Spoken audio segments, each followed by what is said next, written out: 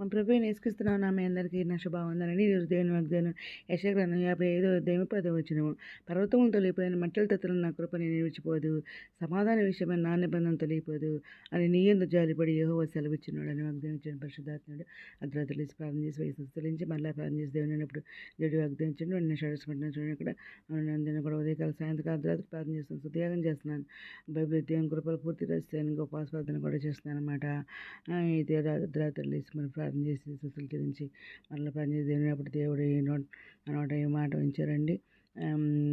ఆమె మరి కన్న వాటిని విన్నవాటిని అందరూ తెలియచేయమన్నారు కాబట్టి మరి ఈ విధంగా తెలియచేస్తున్నాను అనమాట. దేవుడు మరి వాగ్దానం ఇచ్చి నెరవేర్చి దేవుడు మందిడు అనమాట. ఇక్కడ మరి దేవుడు మన నిబంధన చేసేయండి, దాన్ని స్థిరపరిచే దేవుడు మందిడు అనమాట. వాగ్దానం ఇచ్చి నెరవేర్చే దేవుడు కాబట్టి ఇక్కడ ఇర్మియా గ్రంథం 33వ అధ్యాయం మరి 20-21 వచనం దేవుడు ఏం చెప్తున్నారో చూద్దామండి.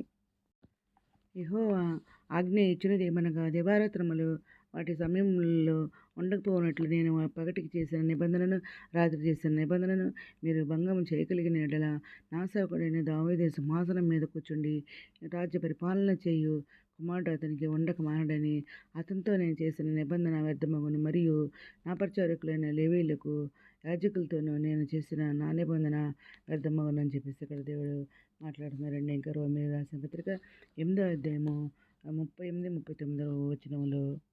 అన్నమైన జీవమైనను, దేవదూతలైన ప్రధానులైనను, ఉన్నవైనను రాబోవైనను, అధికారులైన ఎత్తైనను లోతైనను సృష్టింపబడిన మరి ఏదైనా మన ప్రభువైన క్రీస్తు యేసునందలి దేవుని ప్రేమ నుండి మనలను ఎడపపు నేరవని రూఢిగా నమ్ముచున్నానని చెప్పేసి ఇక్కడ మాట్లాడుతున్నారండి. ఇంకా దేవుని మరి ప్రేమ మరియు దయ అవి ఎలా ఉంటాయంటే మన పైన అవి వాక్యములు 3వ అధ్యాయము 22-23 వచనాల్లో.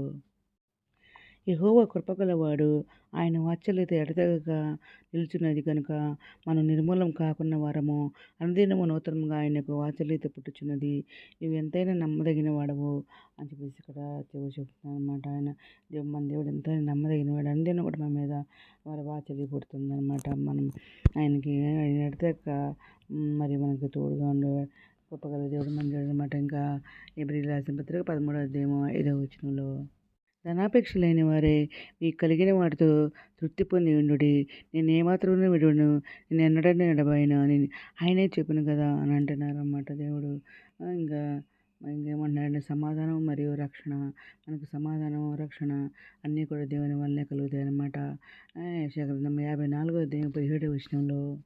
నీకు విరోధంగా రూపింపట న్యాయాయుధమును వర్ధిల్లదు, న్యాయ విమర్శలో నీకు దోషారోపణ చేయు ప్రతి వానికి నీవు నేరస్థాపన చేసేదువు. యెహోవా యొక్క సేవకుల నీతి నా వలన కలుగుచున్నది, ఇది వారి స్వాస్యము, ఇదే యెహోవా అని చెప్పేసి దేవుడు ఇక్కడ మాట్లాడుతున్నారు అనమాట.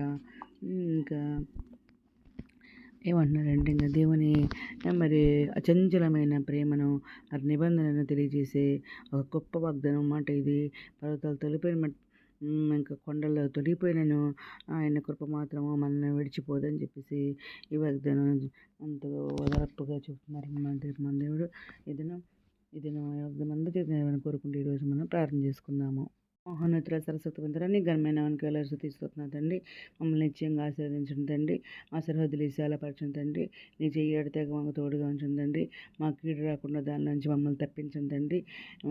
మీ త్వరగా రానే మీ నిశ్చయానికి మీ అందరూ చుట్టుపట్ట కృప చెప్పమని, ఎత్తపడ్డ గుంపులో ఉన్న భాగం తెచ్చామని మా ప్రభు పీరక్షణ నేసుక్రీస్తు పరిశుద్ధమైన నామమున అడిగి పెట్టుకుంటే ప్రార్థిస్తాం తండ్రి. ఆమేన్. మీ అందరి పెద్దలు మా కుటుంబం గురించి కూడా ప్రేర్ చేయమని చేసుకున్నాను. ప్రభు సేవలో మీ సహోదరి.